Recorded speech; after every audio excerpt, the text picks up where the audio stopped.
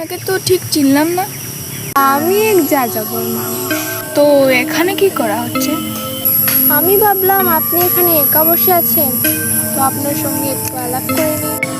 ও আচ্ছা, তা কি ভাবছিলেন আপনি?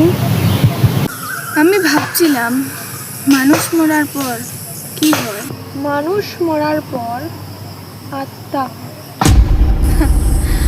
আমি এসব ভূত প্রেত আত্মা এসবে বিশ্বাস করি না। আপনি মানুন বা না মানুন, তারা তো আছে, তাদের অস্তিত্ব সত্য। কি রে ভাই, তুই এখানে কি করছিস? দেখ না একজন। আরে কার সাথে? আরে চল চল চল, এখান থেকে চল, এই জায়গাটা ভালো না। চলে চলো। আরে আমার একটা ফোন।